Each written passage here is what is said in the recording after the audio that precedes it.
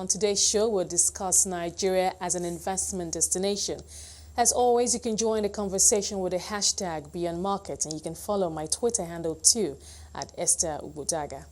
Now, Nigeria, Africa's largest economy, has abundant investment opportunities. Now, the woman driving investment initiatives in Nigeria, Yewande Sadiku, the Executive Secretary and CEO of the Nigerian Investment Promotion Commission, joins me now to discuss the strides NIPC is taking to make Nigeria an investment destination of choice. Yewande, thank you so much. Pleasure to have you on the show today. Thank you for having me. Let's start with, help us understand, for those viewers who need to better understand the work that the NIPC does. Help us understand what you do.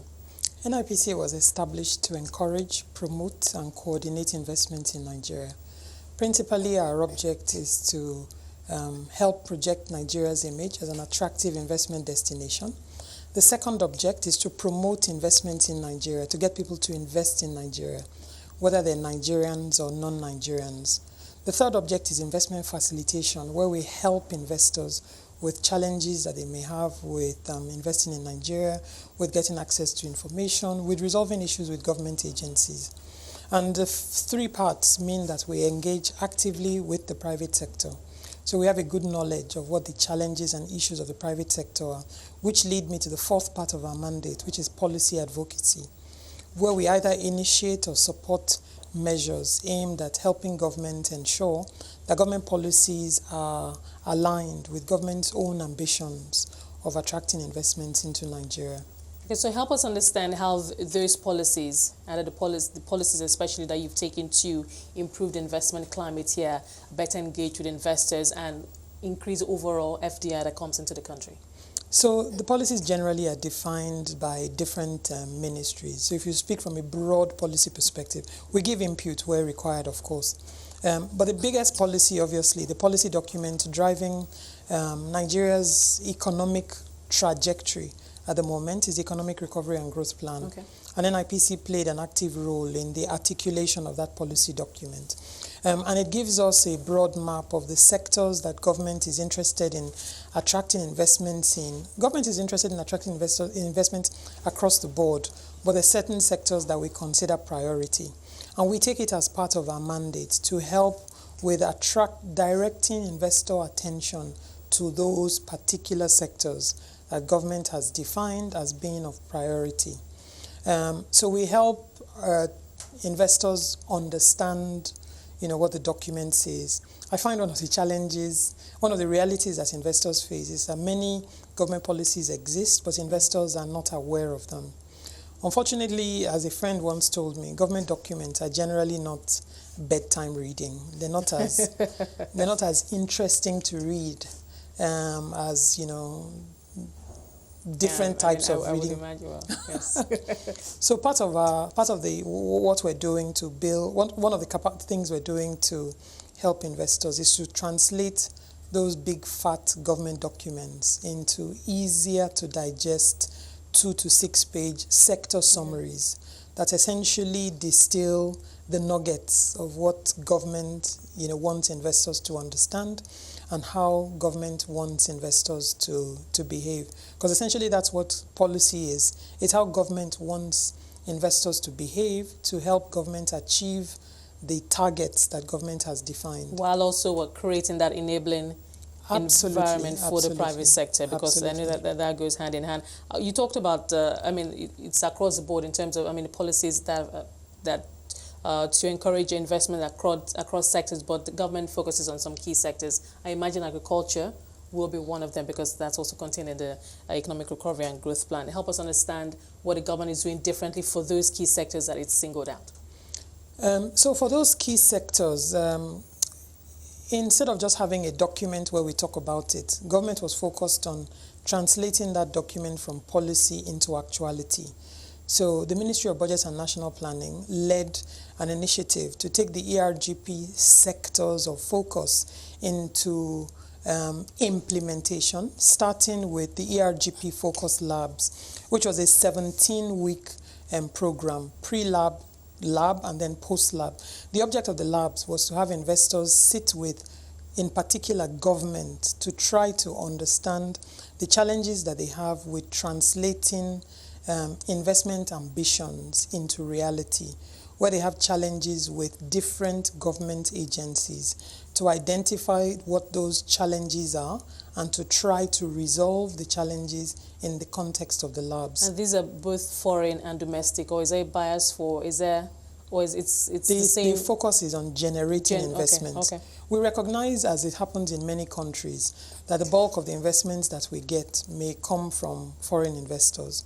But money has no color. Our preference is for investment, whether it's domestic because or foreign. sometimes I hear, I mean, I've heard some analysts tell me that what they've seen here in Nigeria is the government many times has a preference for foreign investors, and that they believe that if there is a focus on domestic investors, I mean, if you get the domestic guys to invest, that is also in some way some kind of incentive for the foreign investors to also come, because they see that the guys on the ground here are investing and are doing and are being supported by the government. Then that's an encouragement for them to come. I don't believe I've ever seen a government document that gives a preference to foreign investors over domestic investors. And I recognize that for many foreign investors, the presence of domestic investors helps to know that they have a local partner who has skin in the game. But government has I'm not aware of any government deliberately or, otherwise to focus only on foreign investors. The bulk of the flows we see come from foreign investors. That's the reality. But it doesn't mean that there's a focus only on foreign investors. In fact, since I joined NIPC, we've been working on a deliberate strategy to get Nigerians to invest in their own country.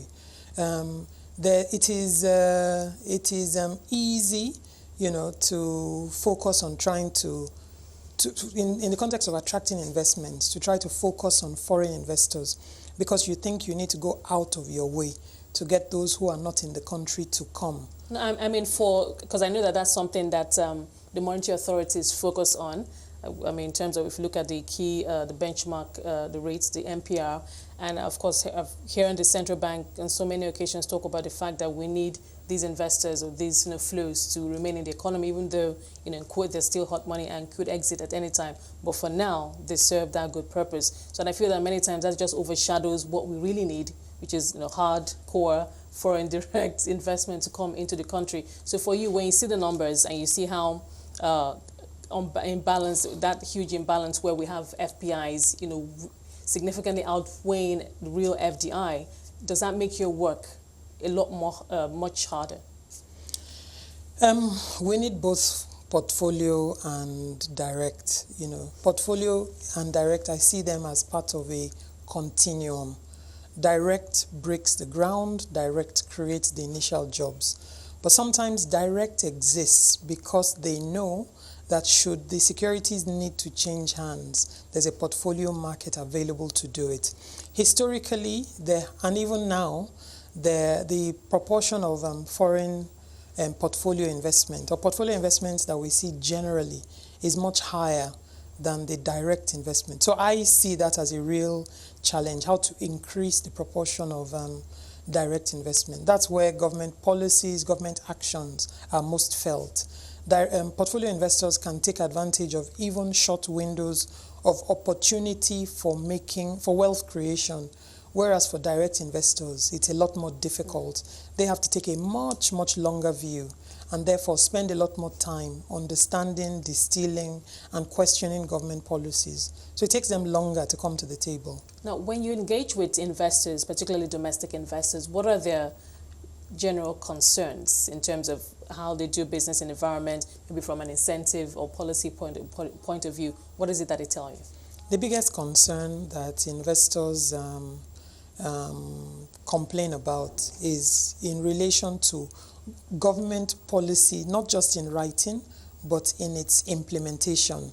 I got a couple of messages today from some investors complaining about some imports that should not be attracting any duty, but they're being asked to produce a letter from a particular government agency saying that those imports are exempt from duty, which should not happen. So investors complain about that. Investors complain about insufficient engagement in the government policy formulation process. That when government policies are being written, they're being written by people who don't understand where the shoe pinches. So maybe written in a manner that doesn't necessarily feel it. I thought that in the process of putting those policies together, there was private sector stakeholder in involvement or consultation. Ideally, there should be. And in writing, in many instances, there actually is. But the policy formulation process is very iterative. So you can have meeting after meeting after meeting, and it takes real commitment to sit through those meetings at senior levels throughout.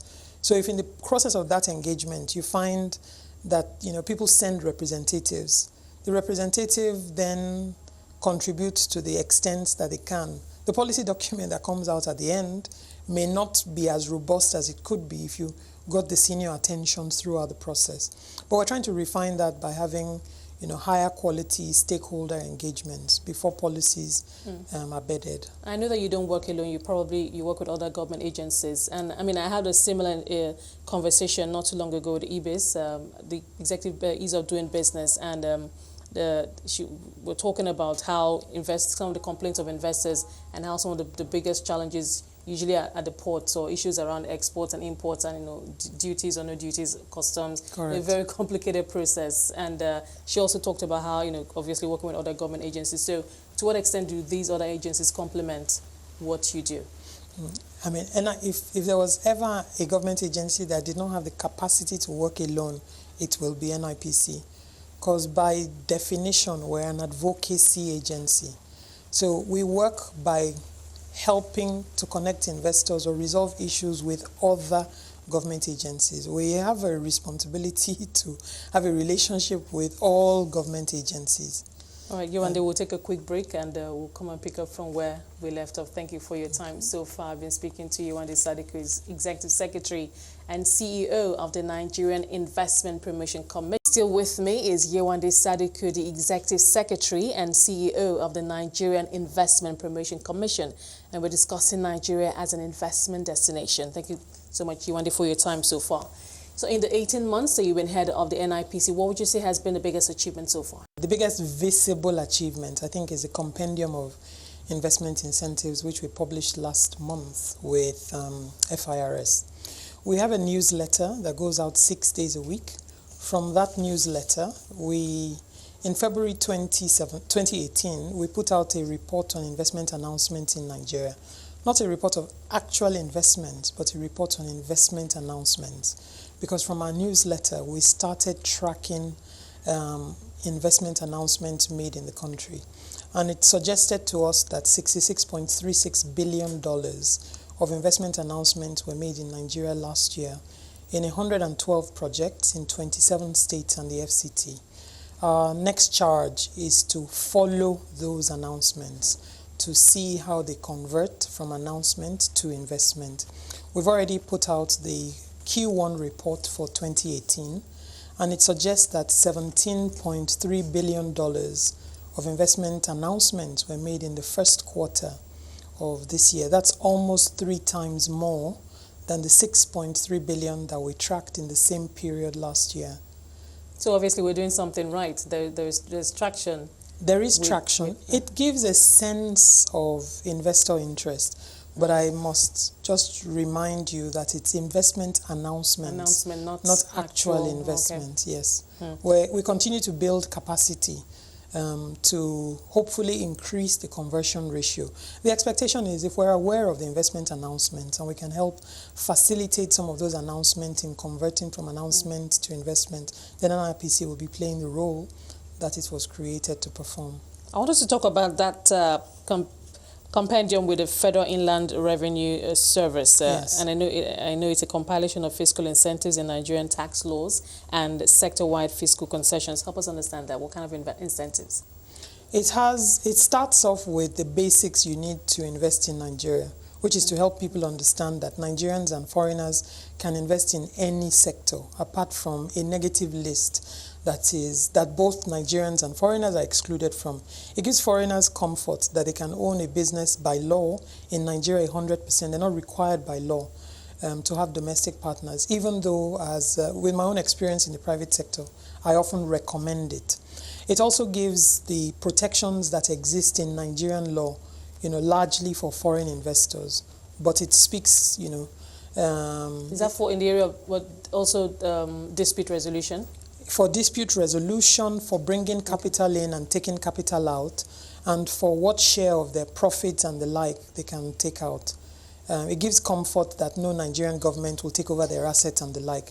But then it goes into details about the different types of investment incentives that exist, the ones that are written in law and the ones that were approved by government and have been gazetted. So they're effectively in effect. And then for specific sectors, it also goes in where there are incentives that exist. It also provides some detail of the incentives that exist in those sectors. And then customs and duty concessions, incentives that exist across sectors. It also provides the details. The biggest object was to give investors one document where they can access all of the information, everybody equal access to information on investment incentives that exist. And it's available from our website and from the FIRS website as well. So does the NIPC, do you have targets in terms of achievements, things you want to achieve? Do you have timelines? We have targets. Timelines are not as hard, but we certainly have targets.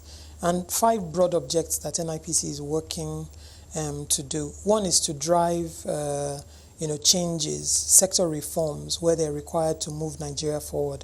Another one is to increase the capacity of states at becoming more effective at investment promotion. Because we recognize that even though we're a federal investment promotion agency, if states are not effective at investment promotion, we cannot achieve the object. Because investors don't invest in Nigeria broadly.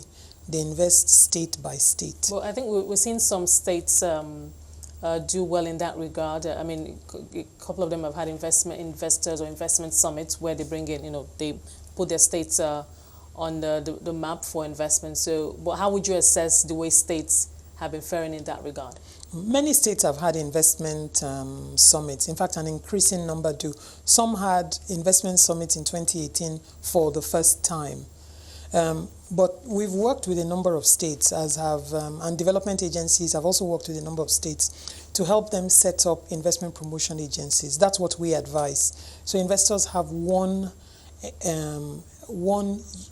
organization, if you like, that they engage, one organization that understands that capital, has the capacity to move from one place to the other. And that capital likes to be courted, capital likes to be welcomed, capital likes to be made comfortable. The object of the Investment Promotion Agency, just like NIPC, is that they provide support to investors, they help them get information, they help facilitate approvals and the like. There's a growing number of states that do that. And even those that don't have formal investment promotion agencies are setting up teams of people to deal specifically with managing those investor engagements. And in my own journeys across the country, I encourage states to compete for investor attention, because in reality, Nigeria is also competing for investor attention. So I'd rather the competition or that the loss be from one state in Nigeria to another than it be from Nigeria to a third-party country. Okay, interesting. Now you have a big event coming up later this month, the Direct Investors Summit. Tell us about that. The object of the Direct Investors Summit is to bring investors and government together in one location along with investment opportunities. Quite often when we go on the road and talk to Nigerians and foreigners about investment opportunities in Nigeria. But it can take a while to go on the road. So the object of this summit was to flip the dial a little bit and bring investors to one location in Abuja to see investment opportunities across Nigeria. We've been working with our partners, the state investment promotion agencies. We've also been working with 3 partners in the private sector to get investment opportunities across Nigeria, not opportunities in Lagos, not opportunities in one pocket, but investment opportunities across Nigeria. We're profiling those investment opportunities, so we provide information on a consistent basis across the board to investors on those opportunities. My dream for the summit, if an investor was interested in renewable energy, for instance, that they come to one summit in Abuja to see hydro opportunities in Niger State, to see, the wind farm in Katsina State, to see a biomass opportunity in Ekiti State or in Ondo State, but all in one location. It will not be the end of the investor journey, but it allows them over a 2-day period to see a number of opportunities that they would have spent several days or several weeks seeing across Nigeria. For investors, for the investment opportunities, it is also an opportunity for them to come to one event in Abuja to share their investment dreams, to share their investment stories with investors across the board. It'll be open, or it is open, to domestic as well as foreign investors. So all investors are welcome to see investment opportunities across Nigeria. I saw something in the statement that they also come together to discuss pre-profiled investment-ready projects. Correct. Tell us about that. So as I mentioned, the object is to profile the investment opportunities. We currently have over 100 projects that have been profiled. Some of the projects come from, so the projects, for instance, that have been through the ERGP process, there are different government agencies that have investment opportunities that they want to show to investors. But there are also private sector opportunities. In fact, the bulk of them are private sector opportunities. Only a handful of them are government-sponsored. But the object was to, as investors, as we go on the road, we find investors, domestic and international, say, I'm interested in agriculture, but what opportunities do you have in agriculture? And instead of calling names, without being able to provide a certain level of information about those opportunities across the board, the best way was to profile them. So we designed with UNIDO and 3 partners in the private sector a template for profiling these investment opportunities across the board. So we can prepare that information on a standardized basis. We can use it to provide deal books, page by page, that tell you about investment opportunities. If we saw interest, we can then provide more detailed information. Our object is just to create a platform where investors and opportunities can connect. Because I was going to ask you, what are your expectations in terms of outcome? What are you hoping? What kind of outcomes are you hoping for? Well, I'm hoping that from this event, investors will see real opportunities in Nigeria that they can potentially invest in.